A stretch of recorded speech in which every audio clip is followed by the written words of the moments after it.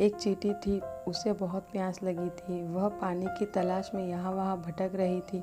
गर्मियों का मौसम था, इसीलिए पानी न मिलने पर उसकी हालत धीरे धीरे और भी खराब हो रही थी। कुछ समय तक पानी की तलाश के बाद आखिर उसे एक नदी मिल ही गई।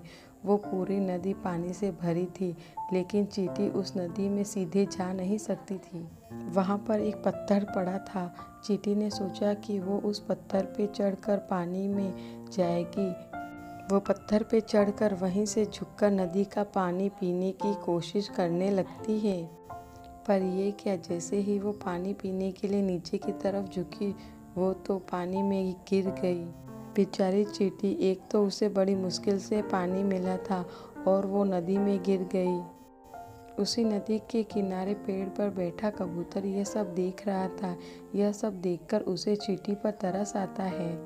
उस कबूतर ने तुरंत चींटी को बचाने के लिए एक योजना बनाई। कबूतर ने तुरंत पेड़ की डाली से एक पत्ता तोड़कर नदी के पानी में चींटी के पास फेंक दिया। पत्ता देखकर चींटी बहुत ज़्यादा खुश हो जाती है और वो उस पत्ते पर चढ़कर बैठ जाती है। जब वह पत्ता नदी के किनारे पहुंचता है, तब वह पत्ते से कूदकर जमीन पर आ जाती है। चींटी ने कबूतर से अपनी जान बचाने के लिए धन्यवाद कहा और वहां से निकल जाती है। कुछ दिनों के बाद उसी नदी के किनारे एक शिकारी कबूतर का शिकार करने के लिए आता है।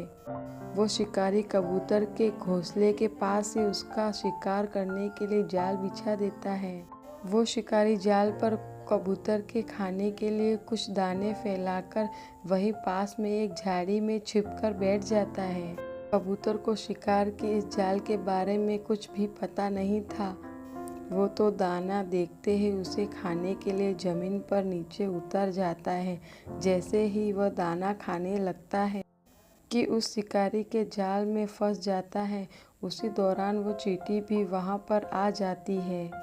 उसने ऐसे कबूतर को शिकारी के जाल में फंसता हुआ देख लिया। बेचारे कबूतर काफी कोशिशों के बावजूद भी शिकारी के जाल में से नहीं निकल पा रहा था। शिकारी आकर उस कबूतर को उठाकर चलने लगता है। उसी वक्त चींटी ने उस कबूतर की जान बचाने का फैसला किया। चींटी उसी वक्त पर आकर शिकारी के पैर पर काट लेती है। चींटी के काटने के कारण शिकारी को बहुत तेज दर्द होने लगा।